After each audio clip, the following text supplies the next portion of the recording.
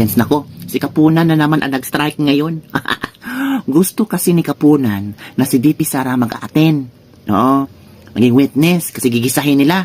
Ang nangyari, sa kanyang motion kabibig, na-denied. Sa pagdinig ng ngayong araw, naghain ng motion si Atty. Lorna Kapunan upang tanungin kung maaring personal na humarap si Vice President Sara Duterte sa impeachment court. Batay sa naging talakayan, layunin ng prosekusyon na ipatawag ang Vice Presidente bilang hostile witness. Kasi gusto nilang gigisahin kasi. Gayunpaman, hindi ito pinayagan ni Presiding Officer Cheese Escudero. Ipinaliwanag ni Escudero na walang requirement sa mga umiiral na patakaran ng impeachment court na personal na dumalo ang respondent sa mga pagdinig. Yan na nga napahiya na naman si Kapunan. Hanggat siya ay maayos na kinakatawanan ng kanyang legal counsel. Dagdag pa niya, sapat na ang representasyon ng counsel sa kasalukuyang yugto ng paglilitis.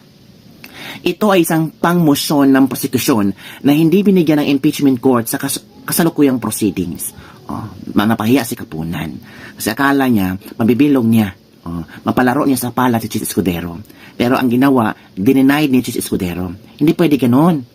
Kasi, may lead counsel si VP Sara, represented by his legal counsel. So, wala tayong magagawa. Kasi sa impeachment court, hindi naman, tawag dito, hindi naman, sa impeachment court, hindi naman prosigido or pinipressured ang respondent like VP Sara na mag-attend.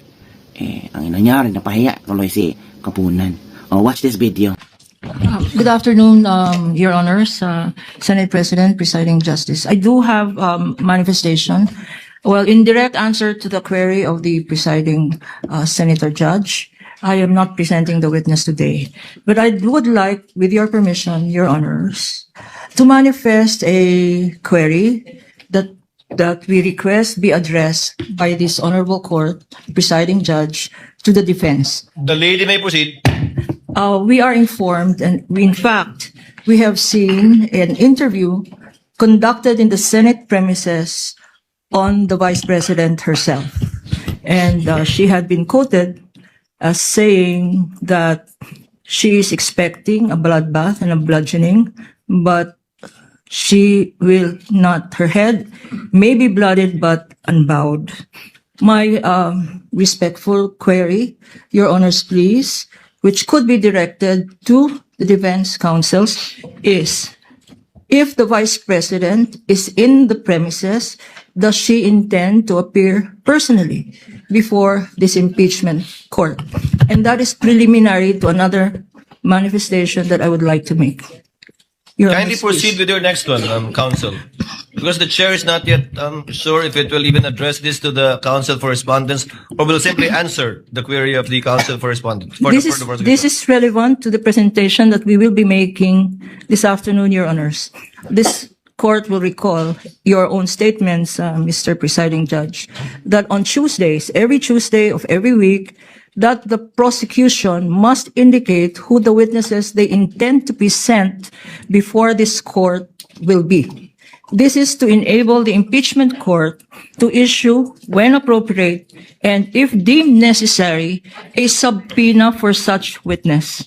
And that is my query this afternoon, because an presentation of witness on the first article that we will be presenting, which is grave threats and acts of sedition, Your Honor.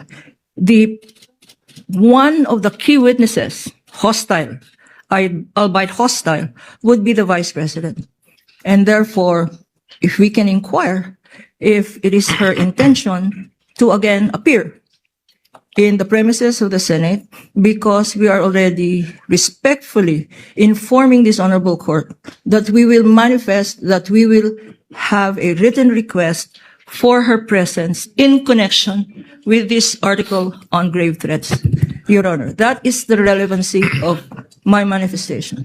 The chair would like to rule on the manifestation and request of the counsel for prosecutors instead of throwing the question to the counsel for respondents for the simple reason that I do not want to, the parties to engage in a debate before this court. You can very well do that with the presentation of your witness through direct and cross-examination, redirect and recross. To answer,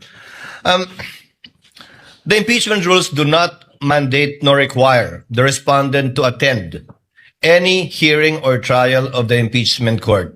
Whether she was in the building earlier or arrived after, it is totally up to the respondent because from the point of view of the court, she is represented in this court through her counsel already. Should the counsel for the prosecutors desire to call the respondent herself, the court will act on that motion and request once it is made and or filed and need not make a ruling at this point in time. Because of course, when that motion is made, we will ask the counsel for respondent to make a comment and or reply. Thank you, Sir Presiding Judge, Justice, Senator Judge. We yield to the wisdom of your decision. Thank you. With that, we will reserve the right. We are not waiving the right to do call her at the appropriate time and to do file the appropriate request for subpoena ducis tecum and subpoena testificandum. On that matter, Your Honor, I have no further questions and would like to turn over the floor to our lead public prosecutor. Thank you, Thank counsel you, Your for Honor. prosecutors, Attorney Lorna Kapunan. Ito ang komento ng ating mga netizen kabibig. Ang drama ng kwento ni Kapunan, baka later rereglahin na naman yan. Ito pa, di makagawa kasi sila ng phishing, kaya umiiyak. Gusto na si BP Sara ang mag-attend para doon nila gigisahin. Yun ang komento ng mga netizen ha. Ito pa. Hala, ang bait pala ni Kapunan. Angas-angasan kasi pag nasa labas ini-interview. Hala, sana kahit tagapukpok magkakamera naman tumamaya. Alam nyo kabibig, tama naman si Senator Chis Escudero. This is the second time na yung motion nila denied. Kahapon, sina Jinky Luistro, nagkasagutan sila ni, hindi naman nagkasagutan, kundi in-explain lang na Attorney Sheila Sison kung bakit hindi pwedeng mag-attend si BP Sara as represented by the legal counsel ng depensa. Ngayon si Kapunan gustong at least maiba. Pero hindi pa rin eh. Sabi dito, the impeachment rules do not mandate nor require the respondent to attend any hearing or trial. Whether she was in the building earlier or arrived later, it is totally up to the respondent. Yun pala ang nangyari. Depende talaga kay BP Sara kung a-attend siya or hindi. Kahit pumunta si BP Sara, ni-meeting niya ang kanyang depensa, it's up to her kung a-attend ba siya or hindi. So, wala talaga. Si Kapunan ba, lawyer sana ito, dapat alam niya ang impeachment rules. Pero parang bakit na pinipilit na mag-attend si BP Sara? Ang gusto nila, gigisahin nila si BP Sara. Sabi pa ng iba, gusto nila ng Fishing Expedition 2.0. Sabi na Attorney Sheila Sison, halata naman gusto niyo ng Fishing Expedition 2.0, pero pasensya na, hindi namin yan ibibigay kasi alam namin yung motibo nyo. Oy! So yun lang kabibig ang ating Lepak-Lepak for today. Ano ang inyong opinion na parang parang nagisa sa sariling mantika si Kapunan?